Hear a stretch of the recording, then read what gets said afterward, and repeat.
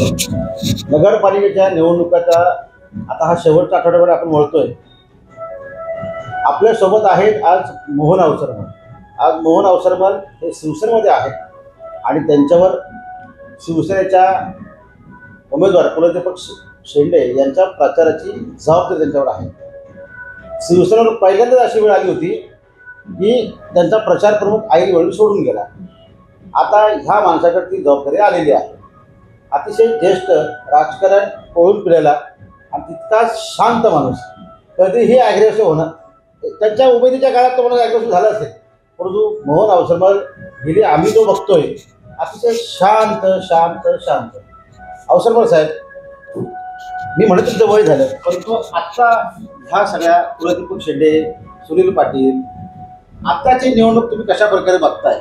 ठीक आहे, तुम्ही आज शिवसेनेमध्ये आहात, परंतु तुम्ही इतक्या निवडणुका बघितल्या, इतक्या सगळ्या राजकारण खोपरीचं बघितलं, आज काय वाटते? नमस्कार, आपण या ठिकाणी वेळ काढून आलात त्याबद्दल आपल्याला धन्यवाद. खोपोली नगरपरिषदेचं इलेक्शनची सुरुवात झालेली आहे आणि आपण एक प्रश्न वाटला की ह्या इलेक्शनकडे आपण कशा रीतीने बघताय?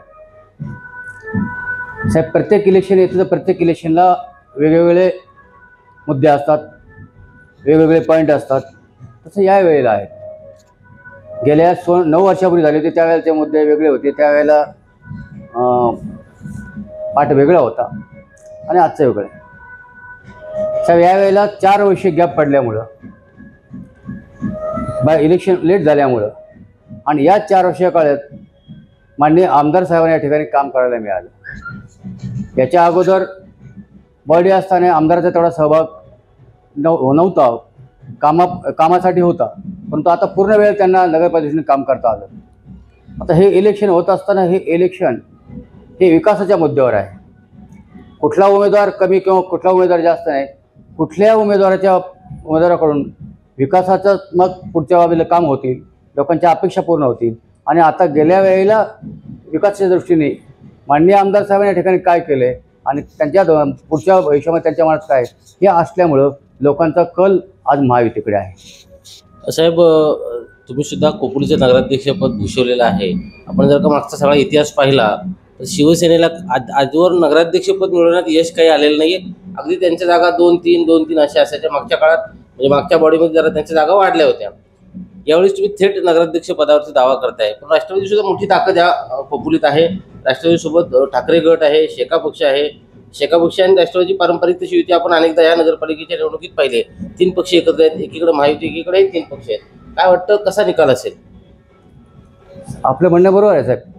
इकडे महाविकास आघाडी आहे, इकडे महायुती आहे, पण हे करत असताना आता जनता हुशार झालेली आहे. जनतेला विकास पाहिजे. जनतेला पक्षापेक्षा महत्त्वाचा विकास करणारा कुठला पक्ष आहे त्याच्याकडे बघत असताना गेल्या आपण 5-6 वर्षाचा आपण इतिहास पाहिला तर माननीय आमदार साहेबांच्या माध्यमातून जी कामं झाली की जी आर्थिक दृष्टीने मागच्या वेळेला झाली नव्हती, ती कामं झाली. आणि म्हणून त्यावेळेला लोकांना वाटतं की यावेळेला विकास दृष्टीने आमदार साहेबांच्या पक्षाला म्हणजेच शिवसेनेला मतदान करावं. आणि तशा प्रकारची लोकांचा जो कल आहे तर तशा प्रकारचा कल हा कुलदीप शेंडेंकडे आहे. आपण जर पाहिलं तर आपण बरेचसे असा प्रश्न असतील की ते या वेळेत सोडवले गेले. माननीय आमदार साहेबांच्या माध्यमातून आपण कोरोनामध्ये पाहिलं तर कोरोनामध्ये चांगलं हॉस्पिटल त्या ठिकाणी 80 ते 90 लाखाचं सामान टाकून आपल्या येथील स्थानिक जे काही पेशंट असतील त्यांना जीवदान देण्याचं काम केलं. त्याच्यानंतर आलेल्या संदर्भात आपण डॉक्टर बाबासाहेब आंबेडकर स्मारकाला शिशुविकरणाला त्यांनी पैसे दिले, महाराजांच्या स्मारकाला त्यांनी पैसे दिले. आपण या ठिकाणी सर्वांची मागणी होती की त्या ठिकाणी हॉस्पिटल व्हावं. हॉस्पिटलची इमारत उभा राहिली. शाहू महाराजांची इमारत नादुरुस्त झाली होती, ती आज चांगल्या स्थितीत झालेली आहे. बऱ्याच वर्षांनी शहराच्या दृष्टीने की जी भुयारी गटर योजना होणं गरजेचं होतं, ती भुयारी गटर योजनेला गेले 7-8 वर्षे त्याला सुरुवात होत नव्हती, त्याला गव्हर्नमेंटकडून फंड मिळत नव्हता. तो माननीय आमदार साहेबांच्या हातून मिळाला आणि ती स्टार्ट झाली. ह्या सगळ्या गोष्टी जर आपण विचार केला तर लोकांना एक विश्वास वाटतो आहे की माननीय आमदार साहेबांच्या माध्यमातून माननीय आमदार साहेबांच्या हाताखाली ही जी बॉडी येईल, हे जे येतील ते त्या शहराचा चांगला विकास आणि चेहऱ्यावर बदलतील असा लोकांना विश्वास आहे. आणि म्हणून मला वाटतं यामध्ये महायुती या ठिकाणी यशस्वी होईल आता. साहेब तुम्ही म्हणजे विकासाचा मुद्दा मांडताय, परंतु विरोधकांकडून सतत आरोप केला जातो की 2900 कोटी रुपयांचा निधी आमदारांनी या मतदारसंघात आणलाय. खोपोलीत तसा काही विकास दिसत नाही असा आरोप विरोधक करतायत.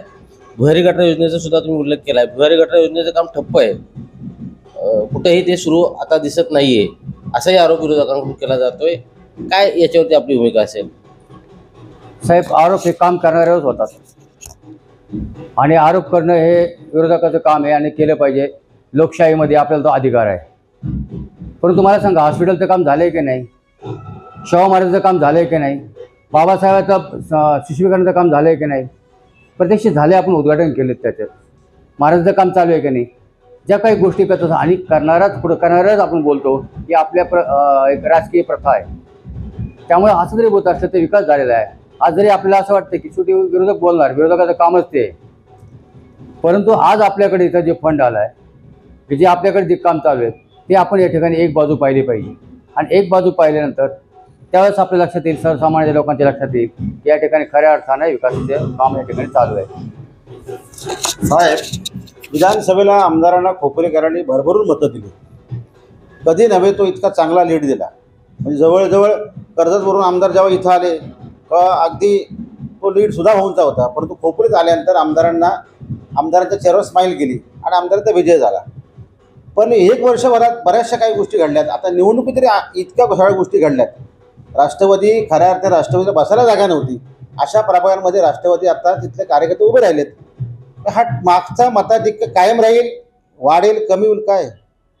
साहेब, एकदा इलेक्शन आलं की प्रत्येकाला वाटतं मी त्या ठिकाणी भाग घेतला पाहिजे, मी उभा राहिला पाहिजे, मी काम करतोय आणि मला ती संधी मिळाली पाहिजे. हा एक आपला प्रत्येकाचा हक्क आहे, लोकशाहीने दिलेला हक्क आहे.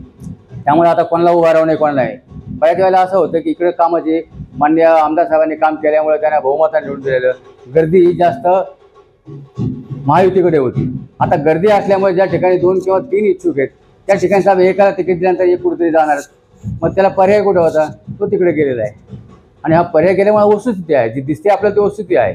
परंतु प्रत्यक्ष मतदानाच्या वेळेला लोक विकासाच्या दृष्टीने महायुतीकडेच राहतील असे माझा ठाम विश्वास आहे. साहेब, आता राहुल गायकवाड असतील, संतोष मालकर असतील, अशी अनेक नावं घेता येतील की जे खरं तर आमदारांचे खंदे समर्थक होते. विवेक पाटील, अशी बरीच नावं आहेत खोपोलीत आता या निवडणुकीच्या काळात.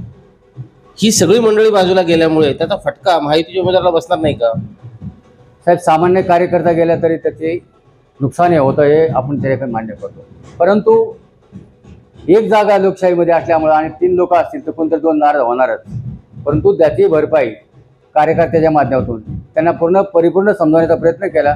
परंतु काही वेळेला आपली इच्छा दृढ असते किंवा त्याची मनोकामना असते, त्यापर्यंत त्यांनी काम केले. परंतु मला वाटतं ते जरी गेले असले कार्यकर्ते तरी त्याची भर काढण्याचं काम मान्य आमदार जे आपली खालती फळी कार्यकर्ते त्यांच्याकडून भरून काढतील असा मला ठाम विश्वास आहे. पण साहेब, ह्या निवडणुका कार्यकर्त्याच्या आहेत, कार्यकर्ता लढला पाहिजे. त्यात युती झाली शिवसेना भाजप. अनेकांची भाजपची देखील इच्छा नव्हती शिवसेना शिंदे गटासोबत यायचं, त्यांनी पत्र दिलं होतं. शेवटपर्यंत इच्छा नव्हती त्यांची. नाराजीवर सगळं नाराजी नाट्य झालं. काय इतका अट्टास केला कुलदीप शेंडेसाठी? हा अट्टास सुरू झाला नाही, असं कोणाच्या व्यक्तीसाठी म्हणून नाही म्हणता येणार. आपल्याला माहीत आहे की महाराष्ट्रामध्ये महायुतीचं सरकार आहे. त्यामध्ये राष्ट्रवादी आहे, शिवसेना आहे, BJP आहे. मित्रपक्षाला सोडू नये, मित्रपक्षाने बरोबर राहावं. आणि म्हणून आपल्याला प्रयत्न शेवटपर्यंत केला आहे की BJP बरोबर आपण राहावं. कारण जर एकत्र राहिल्याने निश्चित त्याचा फायदा होईल. आणि म्हणून शेवटपर्यंत प्रयत्न केला गेला की BJP आपल्यावर राहिली पाहिजे. आणि BJPची सुद्धा इच्छा होती की आपण आमदार साहेबांसमोर राहावं. विकासाच्या दृष्टीने त्यांना वाटतं की विकास करायचा असेल तर आमदाराच्या समेत राहावं. आणि म्हणून ती शेवटला युती झाली. आणि ती युती झाल्यामुळं साहजिकच होते की आपल्यातले जे 4 जागा आहेत त्या 8 जागा आहेत त्या कमी झाल्या. परंतु त्या संख्येने जरी कमी झाल्या असल्या तर परंतु मतदानाच्या दृष्टीने जे काही मतदान आहे BJPचं 30 मतदान आहे ते प्लस झाल्यामुळं त्यात कुठे घाटा होणार नाही. यशस्वी वाटचाल आपली चालू आहे. साहेब, आपला प्रचार प्रमुख ऐनवेळी सोडून गेला. कार्यकर्ते ज्यांना तिकिटं मिळले नाहीत ते तर गेलेच, पण प्रचार प्रमुख शिवसेना सोडून जातो ही पहिल्यांदा घटना घडली असेल. हे इतकं काय म्हणजे नाराजी अजूनही आहे शिवसेनेत? वेगवेगळ्या चर्चा ऐकायला मिळतात. तुम्ही तर त्या अगदी किचन कॅबिनेट म्हटले आहात, तुम्ही आज जवळून बघताय. हे सत्य आहे काय? असं काही नाही आहे, सगळं ठीकठाक आहे सगळं. साहेब, प्रचार प्रमुख म्हणून त्यांना मान सन्मान दिला होता. ते माझे मित्र आहेत, बरेच दिवसाचे सहकारी आहेत. आता त्यांचं इंटरनल काय त्यांना अडचण होती ते तेच सांगू शकतील, त्याच्यावर मी काही बोलणार नाही. परंतु कोणाचे काम थांबत नाही, काम चालू आहे. साहेब एक गंमत आहे जी तुमच्या लक्षात मी सांगितल्यानंतर खरं तर येईल. अमोल पाटील जसं म्हणाले की कार्यकर्ते सोडून गेले, तुमचा प्रचार प्रमुख सोडून गेला. आता कार्यकर्त्यांना उमेदवारी मिळाली नाही म्हणून ते गेले असतील. प्रचार प्रमुखाचं तर असं काही नव्हतं, त्याला काही उमेदवारीचा विषय नव्हता, कारण निवडणूक जाहीर झाल्यानंतर तो प्रचार प्रमुख झाला होता. तो मुद्दा आपण थोडासा बाजूला ठेवू. परंतु तुमचे जे उमेदवार आहेत ते राष्ट्रवादीत होते आणि आता राष्ट्रवादीत जे उमेदवार आहेत ते शिवसेनेत होते. तुम्ही म्हस पालट जे आपण म्हणतो आपल्या गावठी भाषेत, तसं करून इकडचा उमेदवार तिकडे दिला आणि तिकडचा उमेदवार इकडे दिलाय. काय म्हणजे लोकांना काय, लोक वेळी आहेत असं वाटतं का राजकीय नेत्यांना? म्हणजे जर का ते इकडे असते सुनील पाटील तुमच्याकडून ते लढू शकले असते, कुलदीपक शेट्टे सुद्धा पलीकडे लढू शकले असते. दोघांनी पक्ष बदललाय.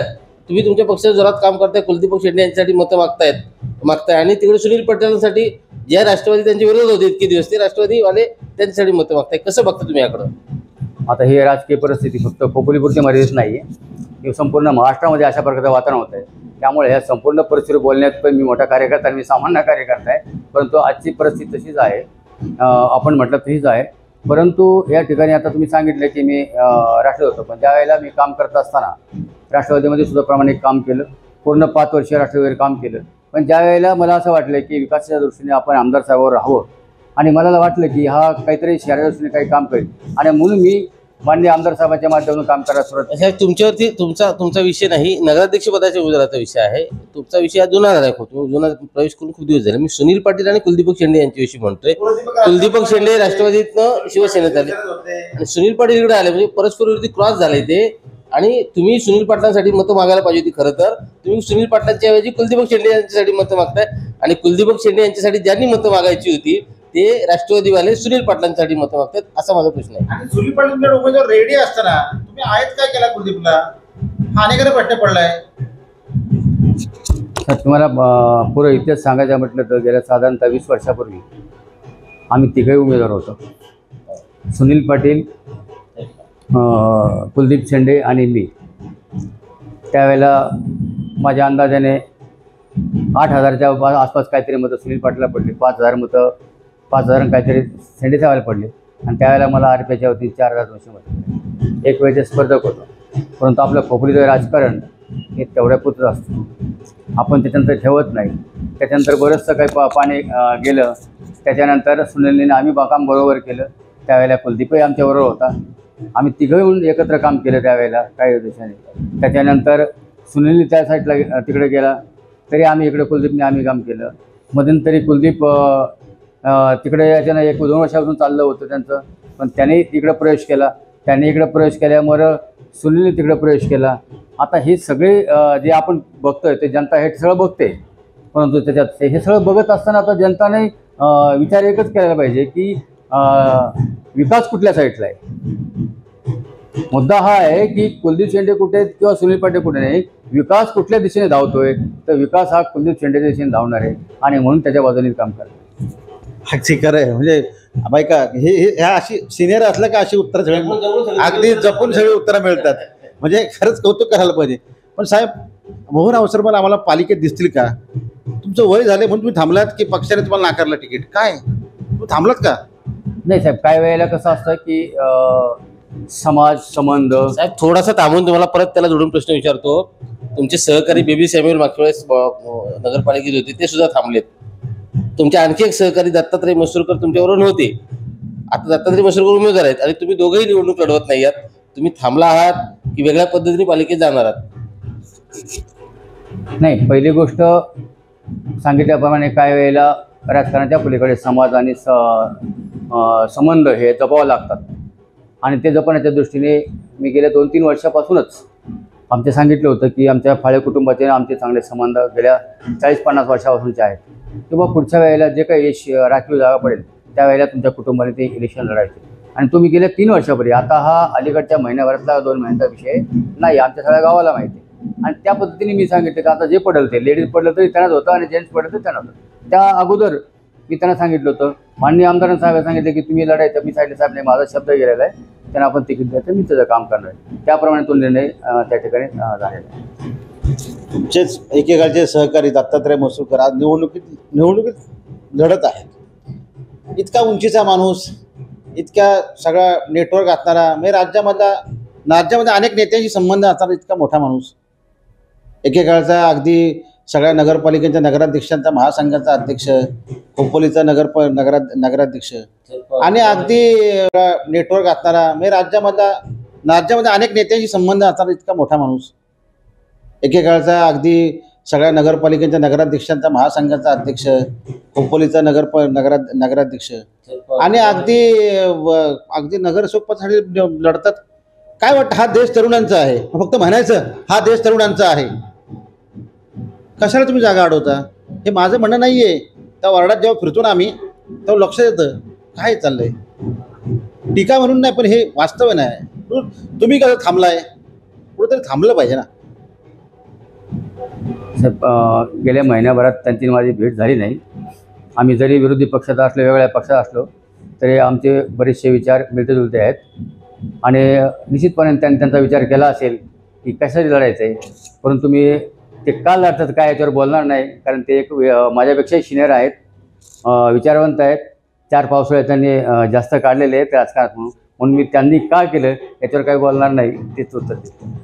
कुलदीप शेंडे यांना जेव्हा उमेदवारी मिळाली तेव्हा त्यांनी एक वाक्य वापरलं होतं की माझा पक्ष तर माझ्यासोबत राहणारच आहे, शिवसेना भाजप, पण दृश्य अदृश्य शक्तींचा देखील मला आशीर्वाद आहे. काय चाललं, दृश्य अदृश्य शक्तींचा देखील मला पाठिंबा आहे. हे असं खोपोली असं का खोपोलीचं बाबतीत असं का होतं साहेब? कुठल्या शक्ती अशा अदृश्य आहेत साहेब, ह्या ज्या गोष्टी आहेत अदृश्य शक्ती मांडणं नाही मांडणं, हा एक आध्यात्मिक वेगळा विचार आहे. आता त्यांना कुठल्या आध्यात्मिक शक्तीचा पाठिंबा आहे ते मी सांगू शकत नाही, परंतु लोकशाहीचा त्यांना पाठिंबा आहे हे मी त्या ठिकाणी सांगेन आणि विकासातून त्यांना पाठिंबा आहे. बाकी ती अदृश्य शक्ती, ह्या कुठल्या शक्ती, मी माझ्या विचारात त्या बसत नाही, पण मी अदृश्य शक्ती कुठल्या असेल त्यांना कदाचित मानसिक आतून कुठेतरी प्रोत्साहन असेल की तुम लढो, हम तुम्हारे साथ है, आणि त्या दृष्टीने जर त्यांनी ते बोलत असतील, त्यामुळं त्यांचं त्याप्रमाणे ते वाक्य येत असेल. पण माझं म्हणणं आहे की विकास हा कुलदीप शेंडेंकडे आहे. साहेब, तुम्ही सारखं विकास करता, विरोधकांतर विकास दिसत नाही, तुम्ही काय केलाय तो वेगळा मुद्दा आहे. परंतु महायुती म्हणून तुम्ही निवडणुकीला सामोरं जात आहे.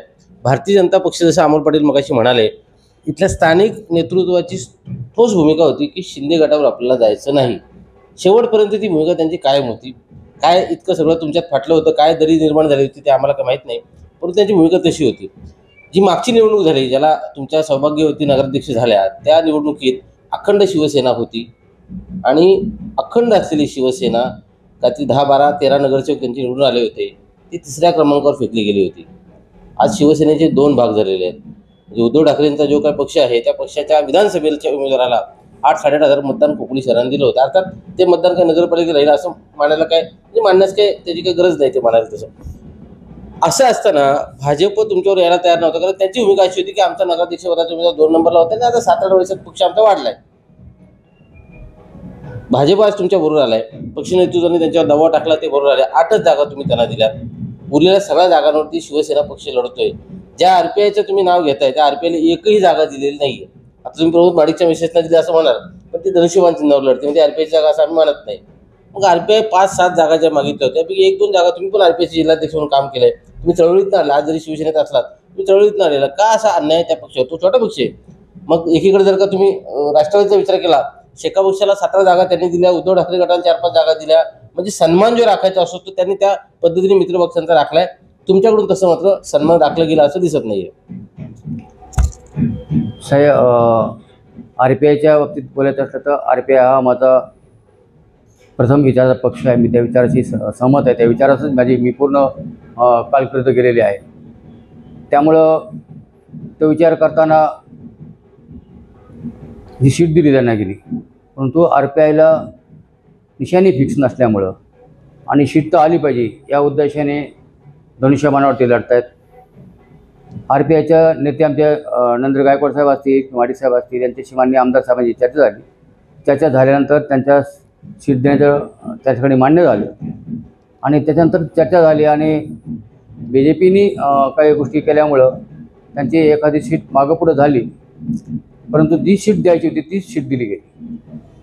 जी RPIच्या माध्यमातून रुपवतींची सीट दिली होती ती सीट दिली, परंतु त्यांच्या निशाण्यावर दिल्यामुळं ती त्यांच्या खात्यात दिसते, परंतु ती RPIची सीट आहे असे दिलेले. RPIला निश्चित भविष्यकाळात मान सन्मान दिला जाईल आणि RPI ही शिंदे गट असेल किंवा महायुतीमध्ये महत्त्वाचा पक्ष आहे आणि विचाराच्या दृष्टीने ठाम आहे, म्हणून ते सगळे आमच्याबरोबर आहेत आणि त्याच्याशी आम्ही सर्वच त्या पक्षाच्या विचाराशी संबंधित चांगले आहे. साहेब, भाजपला ज्या 8 जागा दिल्यात त्यापैकी बहुसंख्य जागा पडतील अशा जागा दिल्यात अशी चर्चा बाजारात आहे. म्हणजे आम्हाला तशी चर्चा ऐकायला मिळते. उदाहरणार्थ प्रभाग क्रमांक 5 तुमच्याच उमेदवार होत्या, सोनिया रुपवते. आज त्यांना तुम्ही भाजपमध्ये पाठवलेत मागच्या आणि अत्यंत तो मुकेश रुपवते तुमचा कार्यकर्ता, अत्यंत आमदारांवर प्रेम असलेला कार्यकर्ता, ती जागा तुम्ही भाजपला दिली आणि त्यांना भाजपत पाठवलं. म्हणजे तुम्ही महायुतीमध्ये हे बऱ्याच झाले, तुमची माणसं तिकडे गेलीत, तिकडची माणसं इकडे आलेत. बाजारपेठेत राहुल गायकवाड सारखा एक चांगला कार्यकर्ता तुमच्याकडे होता, जो आमदारांचा अत्यंत निष्ठावान कार्यकर्ता, प्रत्येक निवडणुकीत त्यांनी चांगलं काम केलं. म्हणजे अगदी त्याला मागच्या निवडणुकीत डावललं होतं तरी त्याला तो काय आमदार सोडून गेला नव्हता. त्याच्यावर अपक्ष म्हणून लढायची वेळ आली. का हक्काने त्या जागा मागून घेतल्या नाही? अन्य जागा तुम्ही देऊ शकला असतात ना, हक्काने का जागा मागून घेतली नाही ती? आणि अशा पद्धतीने वेगळे जे काही उमेदवार आहेत, म्हणजे आता 5 नंबरला समीर मसूरकर उभे आहेत, कैलास गायकवाडांच्या पत्नी तिथे लढत आहेत. त्या जागेवरती राष्ट्रवादीची मोठी ताकद आहे. मागच्या वेळेस दोन्ही जागा त्या जिंकल्या होत्या. त्या जागा तुम्ही का घेतल्यात? तुम्ही का लढलात? तुमच्याकडे उमेदवार होते. सोनिया रुपवते धनुष्यबाणावर लढू शकत होत्या ना. एक जागा भाजप, एक जागा शिंदे गट, असं झालंय बऱ्याच ठिकाणी. त्या जागेवरती का झालं नाही? अशा पद्धतीने का म्हणजे समीकरणं बदलली गेली? भाजपला का त्या जागा सोडल्या गेल्या? पहिलं मित्रपक्षाचा सन्मान करणं हे महायुतीचं कर्तव्य आहे. त्यानुसार भाजपबरोबर चर्चा होऊन माननीय आमदार साहेबांच्या वरच्या लेवलवर ते चर्चा होऊन त्या जागा सोडलेल्या आहेत. त्या जागा त्यांनी मागितल्या होत्या, त्यांनी सोडल्या. त्याच्यावर सविस्तर मी बोलू शकत नाही, कारण तो भाजपचा विषय होता. भाजपने त्या सीट मागितल्या, माननीय आमदार साहेबांनी त्या दिल्या. तो निर्णय जो होता तो उच्चस्तरीय निर्णय होता. त्या निर्णयाबद्दल मी बोलू शकत नाही. जो निर्णय दिला आहे तो वरिष्ठांनी दिलेला आहे. चला असू द्या साहेब. ह्या शहरात अनेक जाती धर्माची लोक राहतात. दलित, वंचित, कष्टकरी, पीडित, कामगार सगळे आहेत. शिवसेनेला का निवडून द्यावं? कुलदीपक शेंडे यांना का मत द्यावं? तुम्ही देखील ह्या सर्वसामान्यांचं नेतृत्व एकेकाळी केले, आजही करताय. ह्या सगळ्या आपला खालचा असेल वरचा असेल, काय सगळ्या आपण म्हणायला फक्त म्हणतो खालचा वरचा, तसं काय नसतं. ह्या सगळ्या लोकांनी, खोपोलीकरांनी त्यांच्या अनेक इच्छा आकांक्षा आहेत खोपोलीच्या बाबतीत. त्यांनी का खोपोलीला म्हणजे शिवसेनेला वोट करावं? का असं काय का अपील कराल? साहेब, असं आहे की कुठल्याही शहराचा विकास होत असताना कोणीतरी गॉडफादर लागतो. आपण जर आतापर्यंत विचार केला, अलिबागचा विकास झाला, कोणतरी गॉडफादर होता. पनवेलचा विकास झाला, कोणतरी गॉडफादर होता. कर्जतचा अलीकडच्या काळात आपण काही पाहिलं तर विकास झाला. खोपोलीला आपल्याला गॉडफादर नव्हता. आणि माझं म्हणणं आहे की आमदार साहेबांच्या माध्यमातून तो मिळाला आहे आणि म्हणून आपण सगळ्यांना त्याचा फायदा घेण्यासाठी कुलदीप शेंडेच्या माध्यमातून, कुलदीप शेंडेच्या वडिल्यापासून परिचयापासून तो सर्वांना जमवून घेणारा, सर्वांसमोर सामावून घेणारा आपला जो मुद्दा होता की या ठिकाणी सर्व जाती धर्माचे लोक असतात. परंतु खोपोली एक असं शहर आहे की इथं कुठल्याही जाती धर्माला कोणाचाही विरोध नसतो. सर्व एकजुटीने एकत्र राहतात, सर्व सणवार एकत्र करतात, सर्व जयंतीमध्ये आम्ही मिक्स होतो. एखादा देवीचं त्या ठिकाणी 9 दिवसाचा नवरात्राचा कार्यक्रम असेल किंवा गणेश उत्सवाचा कार्यक्रम असेल, आम्ही सर्व खोपोलीकर आपण त्यामध्ये सहभागी असतो. त्यामुळे खोपोलीमध्ये असा कुठलाही भेदभाव नाही आहे. खोपोलीकर सर्व आहेत. खोपोलीकरांना एकच वाटतं की खोपोली शहराची प्रगती व्हावी आणि खोपोली शहराचा विकास व्हावा आणि त्या दृष्टीने सर्वांना वाटतं की विकासाच्या दृष्टीने आपण वाटचाल करावी आणि वाटचाल करायची असेल तर कुलदीप शेंडेंना मतदान करावं असं वाटतं. सर, तुम्ही प्रचार प्रमुख आहात. आगामी काळात अशा मंत्री, खासदार, आमदार, वरिष्ठ किंवा उपमुख्यमंत्री अशा कुठल्या सभा होणार आहेत का आपल्याकडे? से आपल्याकडे आता त्या माहितीपर्यंत एक सभा होणार आहे, परंतु अजून नेमके कोण नेते येत आहेत त्याचा निश्चित 2 दिवसात होईल, परंतु एक सभा होणार आहे एवढं निश्चित आहे. साहेब, मगाशी गॉडफादरचा उल्लेख तुम्ही केला. खोपोली हे कर्जत विधानसभा मतदारसंघातील सर्वात मोठं शहर आहे. रायगड जिल्ह्यातील सर्वात मोठी नगरपालिका म्हणून खोपोली नगरपालिकेकडे पाहिलं जातं. पनवेल महापालिका झाल्यानंतर खोपोलीच आता आपल्या जिल्ह्यातील मोठी नगरपालिका आहे. असं असताना कर्जतचे गॉडफादर हवेत कशाला? म्हणजे विद्यमान आमदार कर्जतचे, राष्ट्रवादी जिल्हाध्यक्ष सुधाकर घारे कर्जतचे, शिवसेनेचे नेते ठाकरे गटाचे नितीन सावंत कर्जतचे.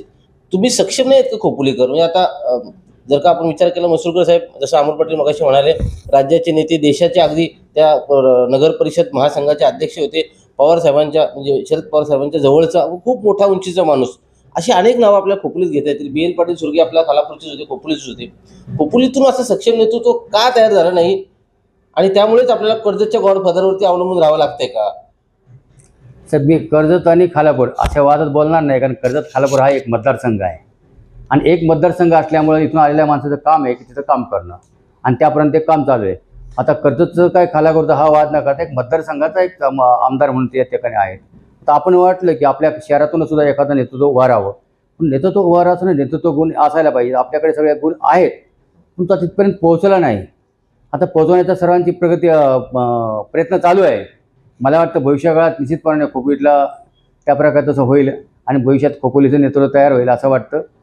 त्यामुळं आता भविष्यात जर आपण पाहिलं तर आताचं जे आमदारांचे मतदारसंघ आहेत त्यासुद्धा भविष्यात बदलतील आणि तो बदल होईल, तो लोकशाहीचा बदल आहे. परंतु आज कर्जत किंवा खालापूरचा काय ह्या वादावर मी बोलणार नाही. शेवटी त्या या मतदारसंघातले आहेत आणि त्यांची जबाबदारी प्रत्येक मतदारसंघातल्या प्रत्येक गावात शहरात ते काम करतात. 3 तारखेला शिवसेना गुळाल उधळणार. 3 तारखेला बोलावं जाणार, यात कुठेही शंका नाही. साहेब, जागा किती येतील खाली? म्हणजे काय? नगराध्यक्षीय जागा खाली किती येतील महायुतीच्या? म्हणजे आम्हाला एक आकडा कळू द्या, चला आकडा तर कळू द्या. हृदय प्रचार करू का? साहेब, शिवसेना 22 सीट लढते, एक RPIला दिली आणि 8 BJPला दिली. आमचा आज प्रयत्न आहे की 31 सीट निवडून आणायची. आम्ही आमचा कुठला उमेदवार असा आहे की तो कमजोर आहे? कुठलाही उमेदवार आमचा कमजोर नाही. सक्षम उमेदवार दिलेले आहेत, अभ्यास उमेदवार दिलेले आहेत. त्यामुळे कुठल्याही उमेदवाराने आमचे 31चे 31 100% यश कुठल्या निवडणुकीत मिळत नाही. एक अंदाज तर असेल ना, 100% तर यश कुणालाच मिळत नाही. तुम्ही किती दावा केला तरी खोपोलीकडे 100% यश तुमच्या पाड्यात पाडणार निश्चितपणे नाही. कारण कसं असतं, स्थानिक लेवलला मोहन अवसर पण नाही आहेत, मग अमुक माणसाला का मतं द्या असा विचार निश्चितपणे केला जाईल. त्यामुळं एक आकडा अंदाज सांगे काय होऊ शकतो? साहेब, तो निश्चितपणे विचार करते.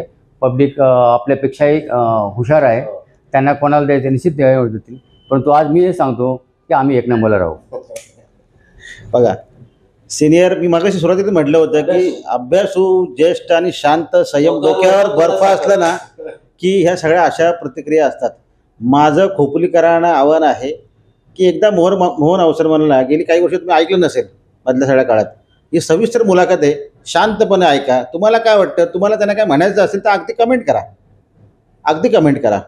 त्यांनी गॉडफादरपासून शहराचा विकास, कुलदीप शेंडेंना शुभेच्छा, अगदी आकडे सगळे, कल्याण डोंबिवली आकडा नाही आहे पण तिने आकडा सगळं सांगितलेला आहे की आम्ही 31च्या 31 जागांवर जिंकणार आहोत. तुम्हाला शुभेच्छा आहेत, काही अडचण नाही आणि बेस्ट ऑफ लक साहेब. थँक्यू.